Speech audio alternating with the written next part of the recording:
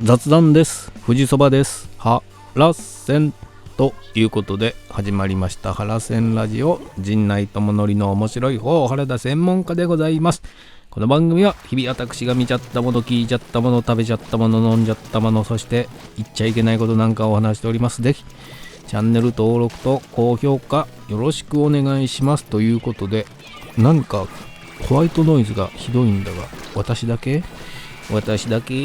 どうでもいいですよとね。昨日は何をしてたかと言いますと、いろいろ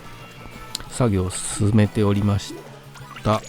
で、今日別に言っちゃいけないことじゃないので言ってもいいとは思うんですが、ネタの収録がありまして、 YouTube の陣内君の、それの、作り替えというかね、差し替える箇所が数箇所ありまして、それを修正しておりました。この間作ったやつの近々放送というか配信放送両方ね、テレビもありますのでお楽しみということで、そんな作業をしておりました。それからこれはまだ言わないでおこうということをしておりましたが、そんなことをしておりましたということで、早速行きましょうかね。見ましたですわ。何でした？お耳に合いましたらね、これはテレ東の深夜にやっているポッドキャストをね、お漬物屋さんのメーカーで働いている子がひょんなことからポッドキャストを始めるというお話で、最初ね、なんかプレゼンで喋れないからなんか喋る練習でというので始まったんですけども、そこで、自分が一番生き生きと喋れることは何だって言ったら、好きなことを語っている時だと。で本当どんな人でも自分の好きなことを喋り出すと早口になるもんですよ。本当にショコタンなんか見てたらね、一番わかりやすいじゃないんですかね。ジョジョのこととか、それからエヴァのこととかセーラームーンのこととか語り出すと止まらないみたいなのは、誰にでも好きなことを語り出すと止まらなくなるみたいなところで、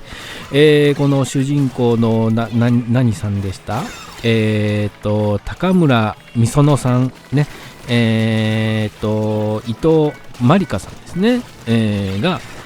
チェーン店のご飯について語るときが一番好きなんで、止まらなくてよどみなく喋れるみたいなことがあって、そのチェーン飯を紹介するというポッドキャストを始めるというドラマなんですが、これは本当にラジオ好きからしたら憎い演出が各所にあるわけですよと。それからね、LINE のビデオ通話でスマホを立てるシーンがあって、通話してる相手がそのスマホスタンド代わりに本とか DVD を使ってるんですけども、その、本とか DVD も小憎たらしい演出がとかね、そういう細かいとこ見ちゃうじゃないですかね。で気になって、あれ誰のだったかなって思って、さっきまでメモってないんで覚えてないんですが、配信を見てね、確認してください。そういうところを見るのがこのドラマの肝なんじゃないかなとは思います。だから主人公の方の部屋に貼っている、氷川きよしさんのポスターね、ドラマ中でも好きだって、語っているんで貼ってあるのは容易に確認できるのですが、そう語られていないもので部屋に飾られているものであったり、身につけているものなんかは、これ結構細かいところまで気をね張り巡らせてやってるなって思う。確認できないんですけど、部屋にね何かちょこちょこ貼ってるんですよね。でそれがあれは何のあれなんだろうって気づいた人はね、ニマニマしてるんじゃないかな。僕が確認できたのはね、正直言ってないですよ。この写真ちょうどね、ホームページで写真も載っかってるんで拡大できるんであれですけど、これは何のあれだね、何のあれだっていうのがね、よく見たら貼ってあるたりねするんですよね。こういうところを見て、この人のね生活ぶりというか、趣味の範囲ですね、想像したりするのも細かいんでね、これは面白いですよというドラマですね。で、第3話で紹介されていたのが富士そばですわね。富士そばっても結構ね、店舗によって富士そばみたいなああいうチェーン店は店舗によってね、調理の富士そばはどうだろうな、結構茹で時間をねシビアにしてもらわないと、そばなんかは特にねグダグダなところとかありますからね。でそういった意味でいくとちゃんぽん屋、長崎ちゃんぽん屋はあれなんて言いました？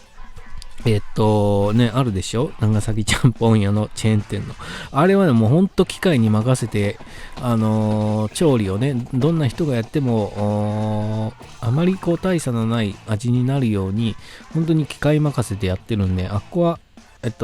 何でした、長崎の皿うどんのね、本当に出てこない、嘘でしょね、あっこは大丈夫なんですけど、そういうチェーン店によって味のね、同じ富士そばでもどこそこの店舗の茹で具合はとかね、時間帯にもそのバイトのシフトにもよったりしますからね。それで外れ引いちゃった日にはね、もう二度と行くかみたいなことになりかねませんから、俺は気をつけなくちゃいけないんですけども、今富士そばね、富士そばのお話をしておりましたが、そばで言ったらこれ僕はもう何度も言ってますけども、一番美味しいそういうチェーン店のそばねのうまいところはやっぱりなんつっても天屋ですわ。天屋の天そばセットね、天丼そばセットね、がうまいと、天屋のそばがうまいと思ってたんですが、あれ結局天そばを食べ比べてみたら他のそば屋も遜色ないんじゃないかってね、最近は思い出してはおりますが、いやしかしそれでも天屋のそばはうまいですよね。2番目に好きなそば屋はね、あっこですわ、ゆで太郎。なかなか店舗がこれないんで、ゆで太郎のある近くに行った際はね、ゆで太郎に迷わず入るようにしてます。そして3番目がやっぱあれですね、富士そばはねあれですけど、箱根なんとかそばっていうのがあるんですよね。これもなかなか店舗が少なくて、箱根なんとかそばの、僕は行ったら必ずあれを山菜そばを食べるんですけど、山菜そばが好きで、それは好きですね。で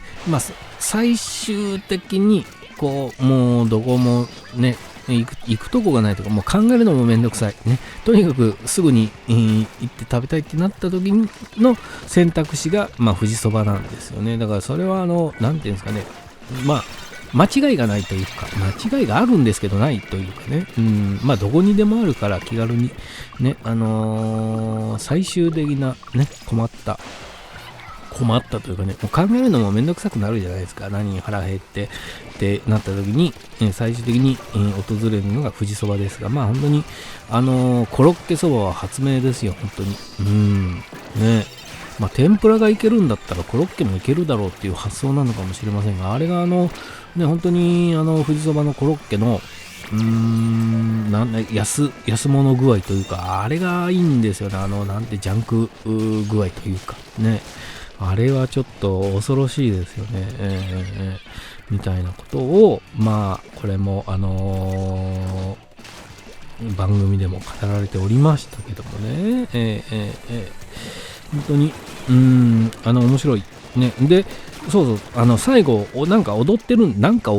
ね、踊ってるんですけど、毎回そのロケ先で踊ってるのか先週と違いまして、先週は中に幻ラジオのね、幻民の T シャツを着てたんですが、今週はそれを確認することはできませんでしたけども、そんなこんなで面白いドラマがやってますんで、ドラマとね、でレジェンドがクリス・ペプラーさんでしたわ。だからそういったこ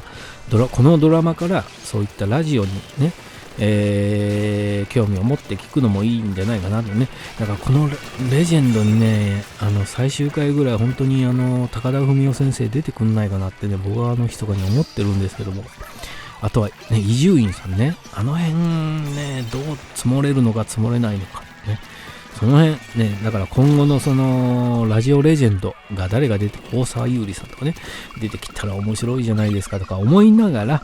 見ておりますが、最終回までにどんなレジェンドが登場するか、これは毎週本当にもう追っかけてね、注意して見ていきたいなと思っておりますので、ぜひ皆さんも、TVer、パラビで見逃し配信やってますから、ぜひご覧になってくださいといったところですわ。